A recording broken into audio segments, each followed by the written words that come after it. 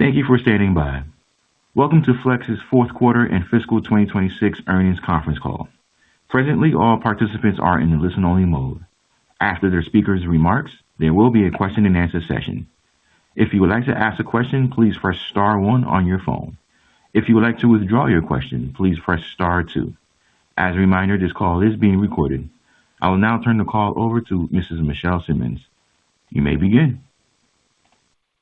Good morning, and thank you for joining us today for Flex's fourth quarter and fiscal year 2026 earnings conference call.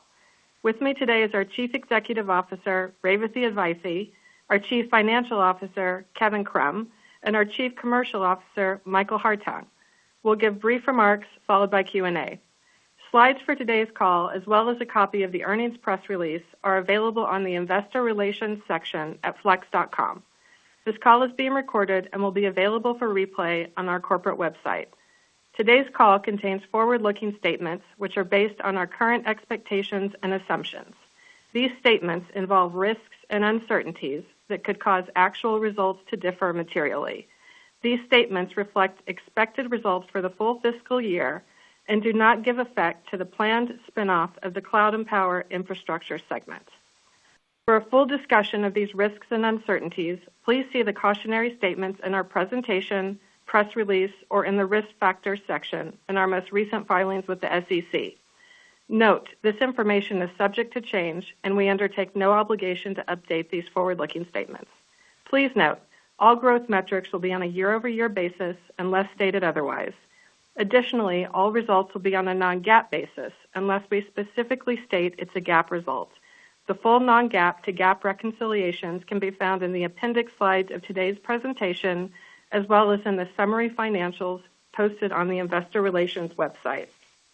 In addition to our earnings presentation, we also published a separate presentation regarding the proposed transaction which will be discussed on today's call. Please refer to the earnings presentation to follow along. Before we begin, I want to share a brief update on our Investor Day. In light of yesterday's announcement, we are postponing the event until the fall, when we expect to have more information to share. We will provide more details as the year progresses. Now I'd like to turn the call over to our CEO. Revathi? Thank you, Michelle. Good morning, and thank you for joining us today. We have a lot to cover this morning, so let me begin with an important milestone that reflects how our business has evolved and where we are headed. 7 years ago, we set out to transform Flex. The strategy was simple: focus on the right end markets, divest non-core assets, invest in the technologies that matter, and execute with discipline. Since then, we have exited consumer-focused markets, spun off Nextracker into a leading solar business, and created tremendous value for our shareholders, and invested ahead of the curve in electrical products, recognizing early that compute would become power hungry and that data centers would need an integrated architecture. We have built a productivity machine in our factories, and most importantly, we have invested in our teams, creating one of the best high-performing, values-based culture.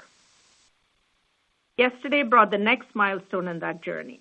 We announced our intent to spin off our Cloud and Power Infrastructure business into a new publicly traded company, with the spin expected to complete in the first quarter of calendar 2027. This decision reflects our conviction that the business has achieved the scale, growth profile, and strategic importance to stand on its own. It also positions Flex to sharpen its identity and invest more aggressively in its highest growth, highest technology opportunities. Turning to slide 5. SpinCo, historically our data center business, now captured in our CPI segment, will be a global critical digital infrastructure company delivering end-to-end power and thermal management from grid to chip for AI data centers and mission-critical applications like utilities. What differentiates SpinCo is its depth across power, thermal, and compute integration. That depth lets it replace the fragmented multi-vendor approach market-leading customers are actively moving away from, and gives us the opportunity to build one of the largest electrical companies purpose-built to deliver from utility to chip with cooling and compute integration designed in from day one. The timing is clear for 2 reasons. First, AI is driving compute density to levels that require power and thermal to be engineered as a unified system, not bolted on after the fact. Customers no longer want individual subsystems.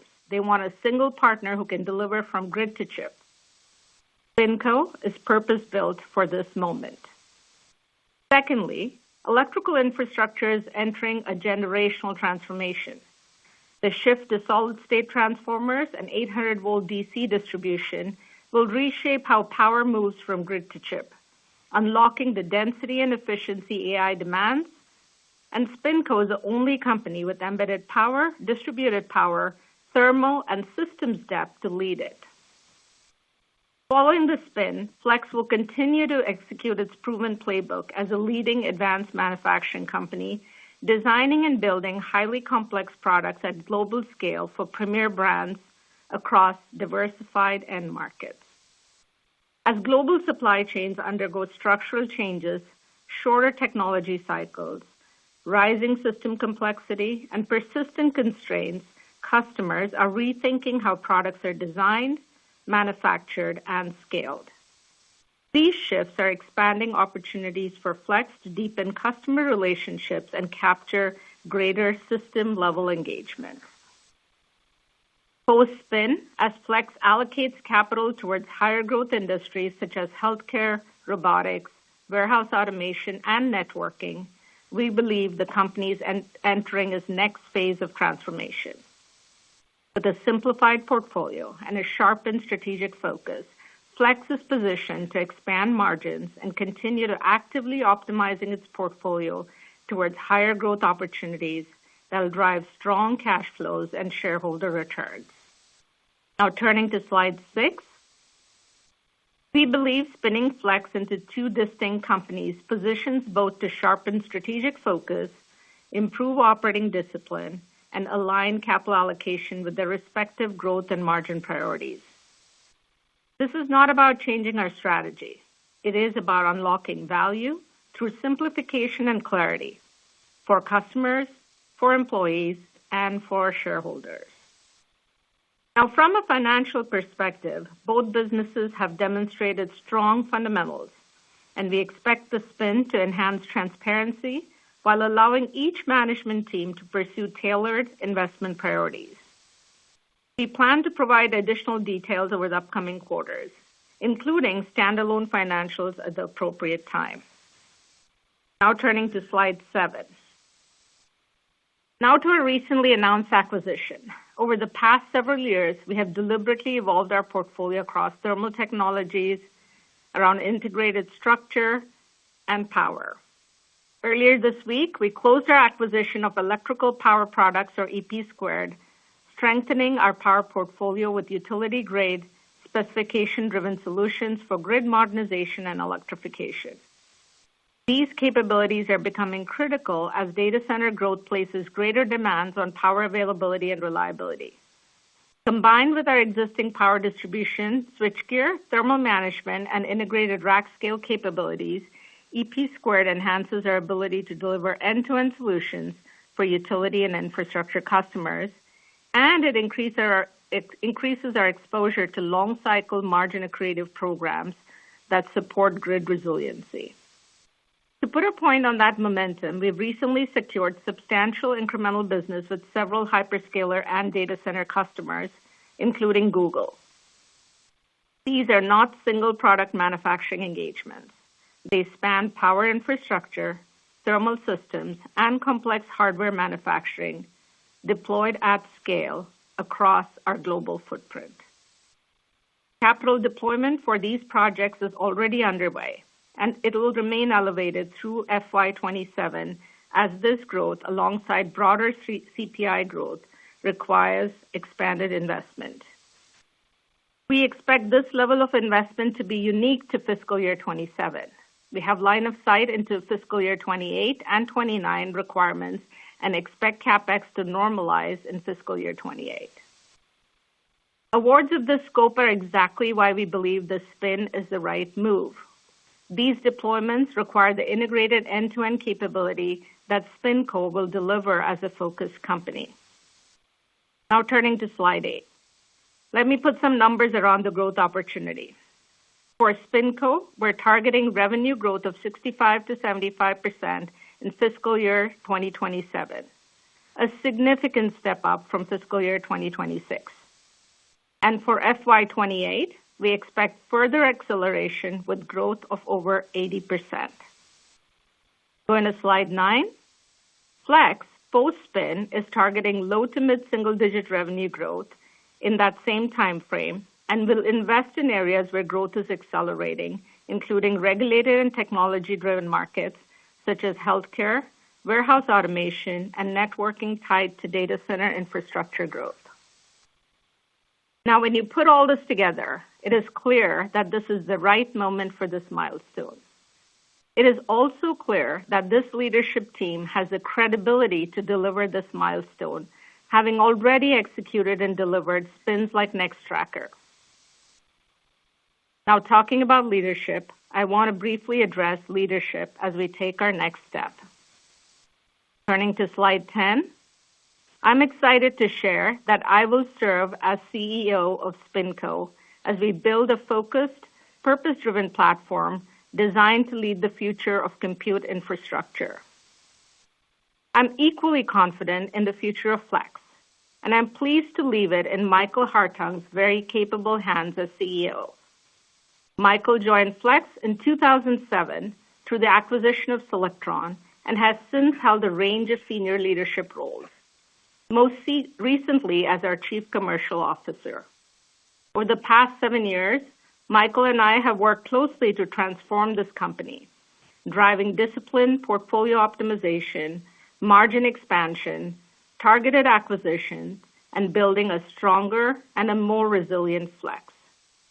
This playbook has delivered stronger customer relationships and meaningful returns for shareholders. Michael, thank you for your trusted partnership over the years and for stepping into this role. I look forward to supporting you and the entire leadership team as we embark on this next chapter. Thank you, Revathi. I'm honored to step into the role of CEO of Flex and to build on the strong foundation this team has created. As we sharpen our focus, I'm confident Flex is well positioned to build on its legacy of global manufacturing and supply chain excellence while serving customers across diversified end markets. I'm excited about the opportunities ahead and what this team can accomplish together. With that, I'll turn the call over to Kevin, who will walk through the financials in more detail. Thank you, Michael, and good morning, everyone. I'd like to add that I, too, am excited about yesterday's announcement of the spin, and I'm looking forward to working with Revathi and Michael throughout this transition. Before I discuss our financial results, I'd like to take a moment to explain our new segmentation outlined on slide 12. From this quarter moving forward, we will be reporting in 3 new segments: Regulated Manufacturing Solutions, Integrated Technology Solutions, and Cloud and Power Infrastructure. This new segmentation will provide clearer visibility into our business units as our portfolio evolves. So up front, I will make a few comments about our new segments. Regulated Manufacturing Solutions, or RMS, like Reliability Solutions before it, will house our industrial, automotive, and healthcare business units. RMS is focused on specialized products with longer life cycles that demand a greater level of precision and consistency. Our critical and embedded power businesses have been removed from industrial and are now reported in a new segment. Integrated Technology Solutions, or ITS, consists of our communications and lifestyle business units. Similar to our previous Agility Solutions segments, ITS serves customers in fast-moving industries with shorter product life cycles, with a focus on adaptability and time to market to meet the ever-changing needs of evolving industries. Communications includes what was previously our non-cloud CEC businesses, and lifestyle now includes our former consumer device businesses. Finally, we have consolidated our data center power and cloud businesses, once housed within industrial and CEC, into a new segment, Cloud and Power Infrastructure, or CPI. This new segment represents the business previously included in our data center disclosures and will now be reported via our cloud and cooling and power business units. As Revathi previously announced, we intend to spin this segment into a new publicly traded company and will provide segment-level disclosures until the transaction closes next year. I will now discuss our financial results for the fourth quarter of fiscal 26. Starting with our key financials on slide 13. Fourth quarter revenue came in at $7.5 billion, up 17% year-over-year. Adjusted gross profit totaled $737 million, and adjusted gross margin improved to a record level 9.9%, up 50 basis points from the prior year. Adjusted operating profit was $500 million, with adjusted operating margins at 6.7%, up 50 basis points from the prior year, and another company record due to improved operational efficiency and product mix. Finally, adjusted earnings per share for the quarter increased 27% year-over-year to 93 cents per share. Turning to our quarterly segment results on the next slide, RMS revenue was $2.7 billion, up 13% from the prior year, driven by strong growth in industrial and healthcare. Adjusted operating income totaled $180 million, and adjusted operating margin was 6.6%, up 80 basis points year-over-year, driven by strong improvements in industrial and automotive. ITS revenue totaled $2.9 billion, an increase of 13% year-over-year. The increase in revenue was primarily driven by strength in communications. Adjusted operating income was $147 million, and adjusted operating margin was 5%, unchanged from the prior year. Finally, CPI revenue totaled $1.8 billion, up 31% versus the prior year, driven by growth in both business units, with Power's growth rate exceeding Cloud's. Adjusted operating income was $182 million, and adjusted operating margin was 9.9%, largely in line with the prior year, with favorable mix impacts from Power offset by infrastructure investment in critical power and ramp costs in Cloud. Looking at our full year results on slide 15, revenue was $27.9 billion, up 8% on continued strong growth in Cloud, Power, and Industrial, offset by persistent softness in our consumer-related end markets. Adjusted gross profit totaled $2.7 billion, and adjusted gross margin improved to 9.5%, up 70 basis points from the prior year. Adjusted operating income totaled $1.8 billion, up 21%, and adjusted operating margin was 6.3%, up 70 basis points year-over-year, primarily driven by favorable product mix and continued improvements in operational efficiency. For the full year, Flex achieved adjusted EPS of $3.30 per share, up 25%, driven by increased adjusted operating income and strong share repurchases. Turning to our segment results for the year on slide 16. Similar to fiscal 25, fiscal 26 was a dynamic year, characterized by macroeconomic uncertainties and rapidly accelerating AI deployment. I'm proud to say that once again, we delivered on our expectations for growth, exceeding our revenue expectations for all segments. We have also maintained our focus on operational efficiency and execution, which led to another record year for adjusted growth and adjusted operating margins. RMS revenue was $10.2 billion for the year, a year-over-year increase of 5%, driven by industrial and healthcare, and delivered an adjusted operating margin of 6%, up 80 basis points, primarily driven by improvements in industrial. ITS revenue totaled $11.1 billion, down 2% from the prior year due to persistent softness in lifestyle, offset by growth in communications. Adjusted operating margin was 5.4%, an increase of 60 basis points, driven by improvements in communications. CPI revenue was $6.6 billion, up 38% year-over-year, exceeding our target of 35%. Adjusted operating margin was 9.2%, down 100 basis points year-over-year, reflecting incremental infrastructure investments in critical power and ramp costs in Cloud. While these investments temporarily weighed on our margins, we expect to recoup the full 100 basis points in FY27 and see further expansion of 50 to 100 basis points in FY28 as we grow into these investments. Moving to cash on slide 18, free cash flow in the quarter was $212 million, and for the full fiscal year, we delivered approximately $1.1 billion in free cash flow. Q4 inventory was up 5% sequentially and 15% year-over-year, mostly supporting our CPI and RMS segment growth year-over-year. Inventory, net of working capital advances, was 55 days, a reduction of 1 day versus the prior year. Fourth quarter net CapEx totaled $201 million, bringing full-year CapEx to $625 million, or approximately 2.2% of revenue. In the fourth quarter, we repurchased $200 million of stock, or approximately 3 million shares, and for the full year, we repurchased $944 million of stock, or approximately 19 million shares. Moving on to our fiscal 27 outlook on slide 19. For fiscal 27, our expectations are the following. Revenue to be between $32.3 and $33.8 billion, up 18% at the midpoint. Adjusted operating margin to be between 7 and 7.1%, an increase of approximately 80 basis points, driven in large part by recouped FY26 investments in CPI. We expect an adjusted tax rate of 21%. We expect adjusted EPS to be between $4.21 and $4.51, up 32% at the midpoint. Finally, we expect CapEx to be in the range of $1.4 billion to $1.6 billion, and free cash flow conversion of approximately 60%, excluding costs associated with the spin transaction. As Revathi mentioned, we secured significant business with multiple customers, including a multi-year contract with Google, underpinning our strong CPI growth expectations of 65 to 75% in FY27 and 80% plus for FY28. What we're putting in place today is foundational.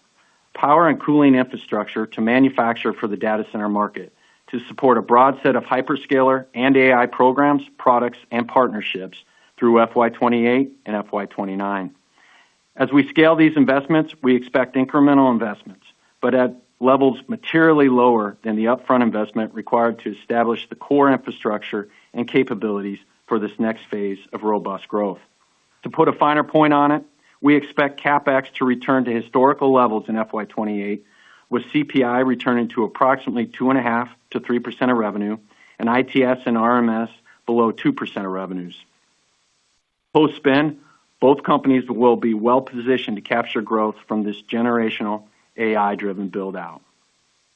Moving on to our fiscal 27 segment outlook. For RMS, we expect revenue to be up low to mid-single digits, driven by strength in industrial and healthcare as automotive continues to stabilize. For ITS, we expect revenue to be flat to up low single digits as strength in communications is offset by softness and our continued de-emphasis of low-value markets in lifestyle. And for CPI, we expect revenue to be up 65 to 75%, driven by continued accelerating demand in both cloud and power, with power growth again outpacing cloud growth. Finishing off with our guidance for the first quarter on slide 21, we expect RMS to be up high single digits to low double digits, driven by industrial and healthcare. We expect ITS to be up high single digits to low double digits based on strength in communications offset by weakness in lifestyle. We expect CPI revenue to be up 20 to 30%, driven by continued growth in power and cloud. We expect CPI growth to ramp in the second half of fiscal 27 as investments made in fiscal 26 allow us to deliver against robust demand from recent program wins. For total Flex, we expect revenue in the range of $7.35 to $7.65 billion, up 14% at the midpoint, with adjusted operating income between $469 and $499 million. Interest and other expense is estimated to be around $65 million, and the adjusted tax rate to be around 21%. Lastly, we anticipate adjusted EPS to be between 86 cents and 92 cents per share, up 24% at the midpoint, based on approximately 374 million weighted average shares outstanding. In summary, we finished FY26 in a position of strength, delivering record margins, strong cash flow, and growth across critical end markets. As we look ahead to fiscal 27 and our announcement yesterday to spin off our cloud and power infrastructure segment, we believe both companies are well-positioned for their next phases of value creation. Flex's disciplined playbook under Revathi and Michael has driven shareholder returns that have consistently outperformed market benchmarks, and current planned investments are intended to support continued progress post-spin. We are excited about the prospects of these businesses moving forward, and we are confident in the continued value they will create for investors, customers, and our employees. With that, I will now turn the call back over to the operator to begin Q&A. Thank you. We will now begin the question and answer portion of today's call. If you would like to ask a question, please press star one on your phone. As a reminder, we ask that you please limit yourself to one question and one follow-up. One moment, please, for the first question.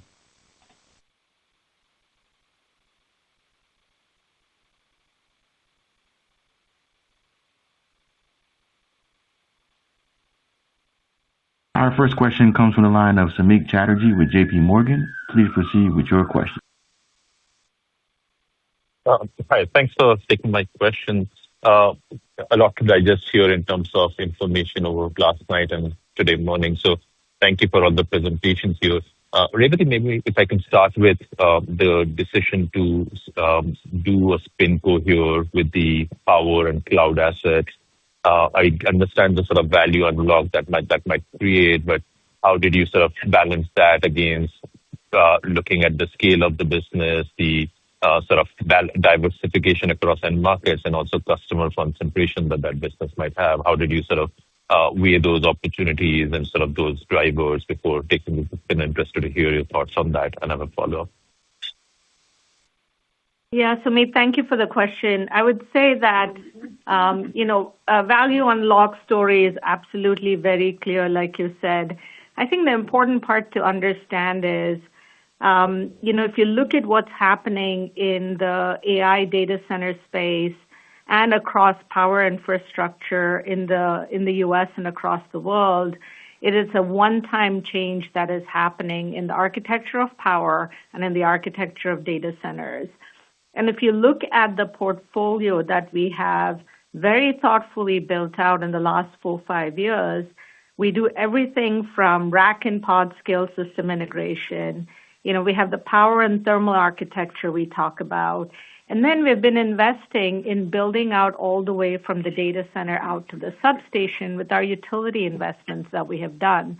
So we've built a very diversified portfolio across power, across thermal, across compute. And I think the beauty of the whole thing is with a very diversified customer base, not just hyperscalers, but also across colos, across neoclouds, and then across a wide variety of utility customers. So diversified customers, diversified product portfolio, fantastic forward-looking growth rates, which is clear in terms of the value unlock story. So to me, that definitely felt like it was a no-brainer to do it at this point in time with the business that we have built, and it is very well set up to run as a standalone company. Got it. And maybe just a quick follow-up, and thank you for all the details. The acceleration that you're expecting in CPI's growth rate, can you just flesh that out a bit more? How much of that is attributable to your multi-year agreement with Google related to maybe power, which you've obviously also invested in over the last year? Thank you.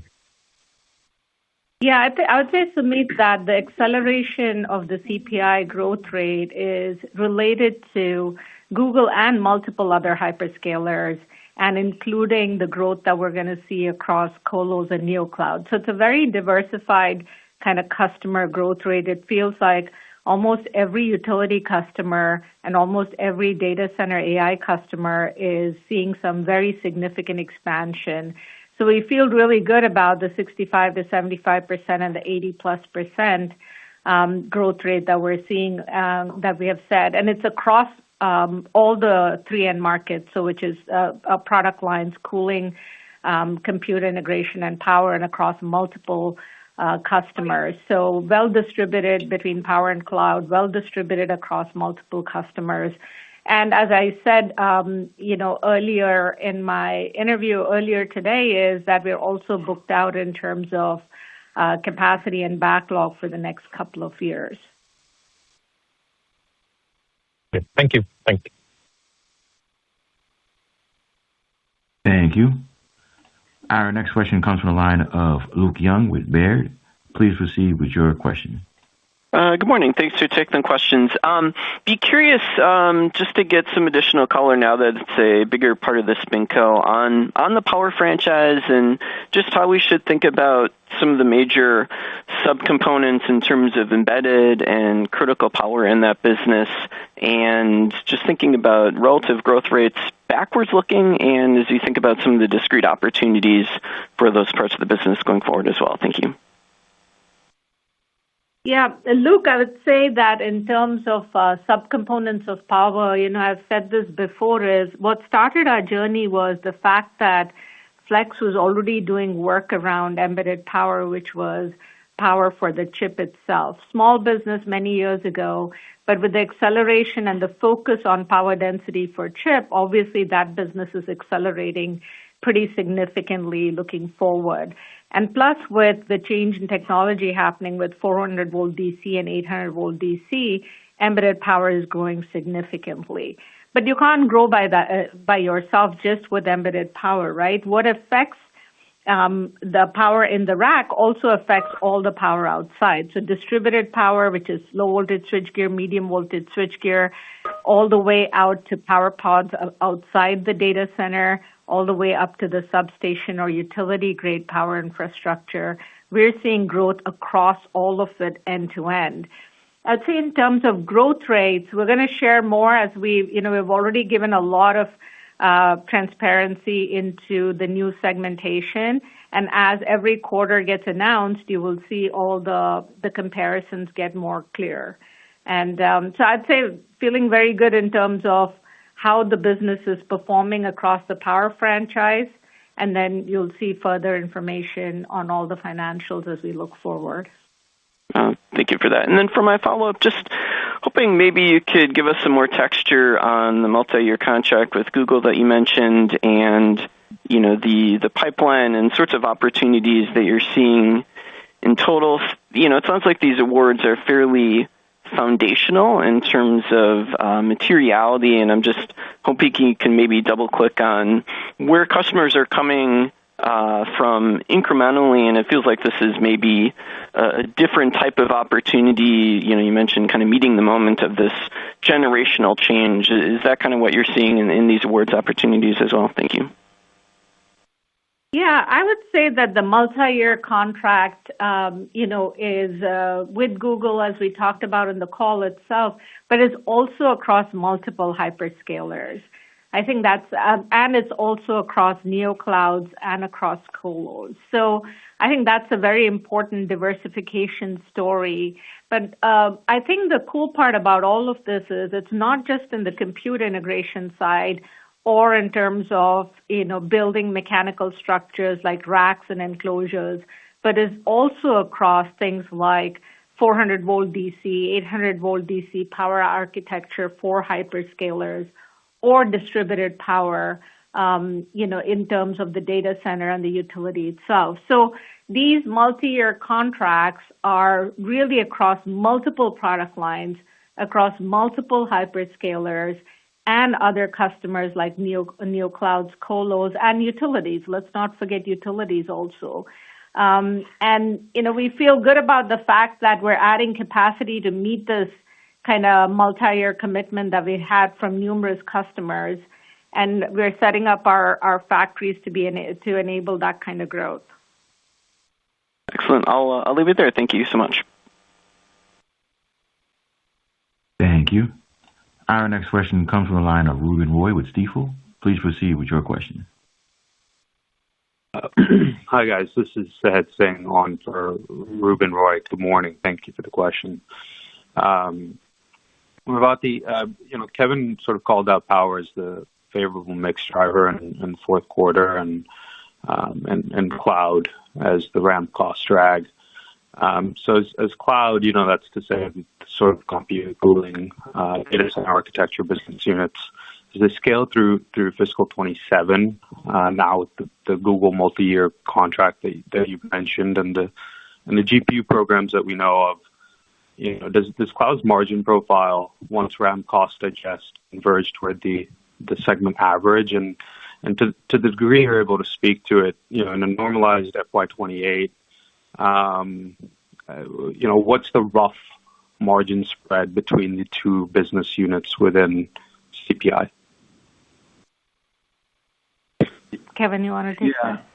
Yeah. Hi, I'll take that question. So your question on sort of cloud margins, as we move into FY 2028, we did have ramp costs in FY 2027. We do expect to absorb those costs and continue to scale through that. When looking at CPI, though, I will say that our cloud margins are lower than our power margins, and we've been talking about that for the last few years. In power in FY 2027, we also invested in infrastructure costs that we expect to grow into in FY 2028 as well. And that's the improvement that I pointed to in the script, where we see CPI margin improving 100 basis points, largely driven by us growing into those investments that we made. But just to put a finer point on your question, our power margins are going to be and will continue to be higher than our cloud margins in that segment. Thank you. That's helpful. Just follow up, Michael. Congrats on the role. RMS came in at, I believe you said 6% adjusted operating margin in fiscal 2026, and ITS is a tad below that. So I guess without running front running the long-term framework you'll lay out in the fall, can you help us directionally think about the margin progression for RemainCo? Is it is mid-6 achievable through fiscal 2027, 2028 on the trajectory you're laying out, or is that further out as healthcare and auto recovery take time to play through? And I guess on the continued de-emphasis on lifestyle, low value markets, should we think of that as a more meaningful revenue exit that benefits margin, or just more a portfolio refinement at the edges? And thank you. I'll stop there. Michael? Yeah, first, thank you for the congratulations. I appreciate it. In terms of the story for this year, if we start with the margin perspective, let's start with first what our result was in the FY 2026 period, where both ITS and RMS were up 80 basis points from 4.6 to 5.4%. And that strength came from across the portfolio, with the exception of lifestyle. And remember that lifestyle now includes our consumer devices business. So this does reflect our deliberate repositioning away from those lower value end markets. I would also say that when you think about the playbook going forward, that we will continue to, from a financial perspective, prioritize high quality earnings that maximize cash generation. We'll continue to drive the margin expansion story through some of the similar themes we've talked about in the past, starting with productivity on the very early stages of driving improvement on our cost structure, on the advent of using AI-enabled technologies going forward. And then we'll continue to optimize the mix going forward as well. So from a margin standpoint, strength in Q4, similar progress into Q1. As you think about going forward, we think there's a lot of room for improvement, given that productivity improvement that we've been driving, the value of AI in the future, and still there's gas in the tank to continue optimizing that portfolio. If you think about the near term, we're early in the year, strong Q4, strong guide in Q1, still have a balanced perspective, first half, second half, relatively measured view on the second half today. And don't forget, we're lapping a really strong comparable in the second half, including that strong Q4. So really pleased with how we're positioned and really optimistic about where we can take this story from here, in particular from a margin perspective and a revenue story. Yeah, I think the only thing I would add, Michael, is that, just to put a finer point on everything you've said, is the framework for Flex post SpinCo is to basically focus on the things we're focused on. So you'll see strong margin improvement. You'll see focus on growth in the areas of highest return. You'll see great cash generation and buyback invested with it, and investments into new areas and technologies we want to lean into, like areas like healthcare or associated with other infrastructure spend you're seeing. So the game plan is to continue to replicate what we have done and really lean into areas of investment that we haven't been able to focus on because of the focus on data centers.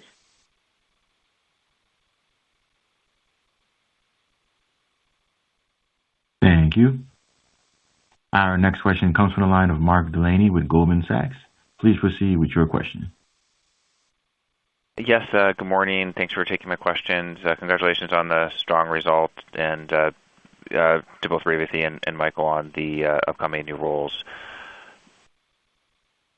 My first question was related to the plans for the spin. I'm hoping you can help investors better understand the potential for the two companies to grow faster on a standalone basis than they could together, perhaps with some examples, and if an aspect is to be able to better grow the products portion of the CPI business.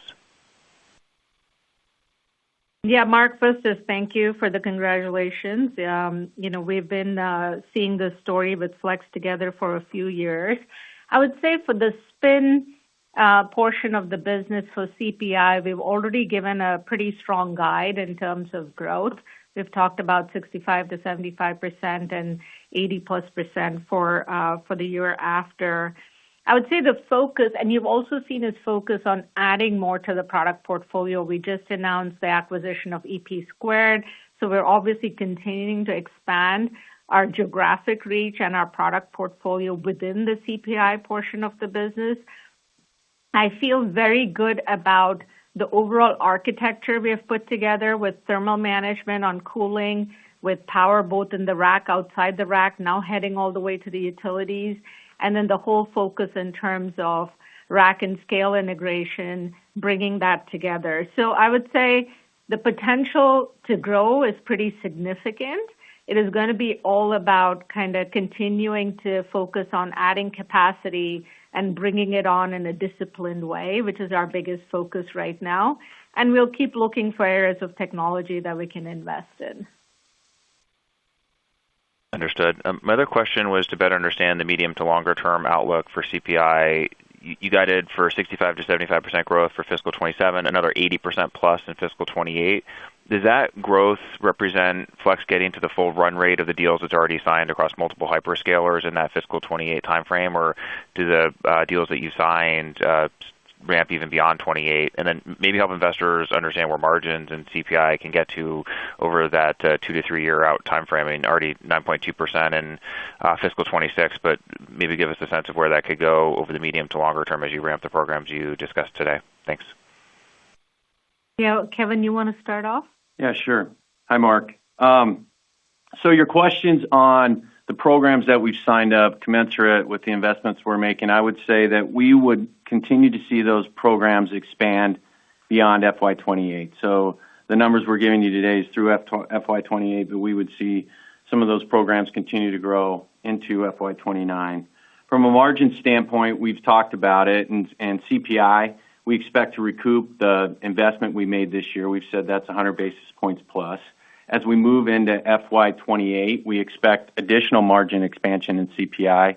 On the script, I said 50 to 100 basis points. The drivers of that are going to be mix from the product businesses continuing to grow faster as a percent of revenue than the cloud side. But additionally, it's continued improvement on margins in our products business, really both, but our products business as we move through FY28. And so moving FY28 to FY29, I guess I would say our expectations are we'll continue to raise the bar as we move through FY28, and our expectations will continue to go up as we move into FY29. Yeah, so Mark, our framework of whether it's for CPI or for Flex won't change in the sense that we will focus on growth, but margin expansion will be a huge part of the story. So again, we're going to do both in both of the companies, and whether it's coming from mix or accelerated growth or continued investment in our products business, our expectation is that we'll see margin expansion in both businesses. Thanks. I'll pass it on. Thank you. And again, if you would like to ask a question, please press star one on your phone. Our last question comes from the line of Steve. Our next question comes from the line of Steve Barger with KeyBanc. Please proceed with your question. Hi, thanks. Revathi, how much of the CPI growth forecast is just this incredible demand environment versus your own success in pitching the full product and service integration model to customers? And are you allocating capacity to customers who are willing to commit to the full suite? Yeah, I would say, Steve, first is that's a really important question because a lot of what you're seeing today in terms of expectations from customers is still individual product-based. But what you're seeing moving forward from a technology architecture perspective and what we're working with customer in the next generation of products is more full architecture-based. So you'll continue to see that migration from individual products to complete architecture. And I would say that there's more to come on that. You're definitely seeing that both hyperscalers, colos, neoclouds are re-architecting their organizations to be able to deal with this change. And so today, I would say a lot of our growth is individual products, but a lot of our technology roadmaps are based on a complete architecture. Got it. Thank you. And then, obviously the addressable market is just expanding really fast. It's hard to know how that, where that stops if it does. But just thinking about the portfolio you've assembled, what has become the hardest part of the business to replicate? Just talk about how you view your durable moat in a business that's growing the way it is. Yeah, I'd say, Steve, first is the addressable market does continue to expand. I'd say U.S. data center capacity still is seeing a considerable shortfall, in terms of what we're seeing today, but even the future-looking projections we're seeing in terms of what we're hearing from customers and what you're all seeing publicly. I'd say in terms of the addressable moat, for me, the addressable moat always comes down to two things. One is, what is your performance in terms of capacity, growth, and schedule? Today, customers want everything fully assembled, fully tested, just drop it off, ready to go in my data centers. And to do that at scale with the complexity that customers are expecting, very few companies can do this. This is, I've done 3 decades of this, and it's very hard to bring that scale together and that architecture together and deploy it fully tested at customers. So I'd say that is a very significant moat that we have. And I saw that day one when I came to Flex's. If you can combine the complexity of power and cooling and compute and then put it together in one architecture with Flex's scale, I think that's the big moat that we're seeing, Steve. And I expect that that'll continue and actually will get even more complex as we move forward. Excellent. Thanks for the time. Thanks, Steve. Thank you. I'll now turn the call back over to the CEO for any closing remarks. Thank you. Hey, yesterday's announcement marks another foundational step in the transformation of our business, and we are really excited about the opportunities ahead of us. On behalf of the entire Flex leadership team, I want to say a sincere thank you to our customers for their trust and partnership, of course, to our shareholders for their support, and the global Flex team for their dedication and contributions. We look forward to sharing further updates in the coming months. Thank you, everyone. Thank you. This now concludes Goodbye. today's call. Thank you for joining. You may now disconnect.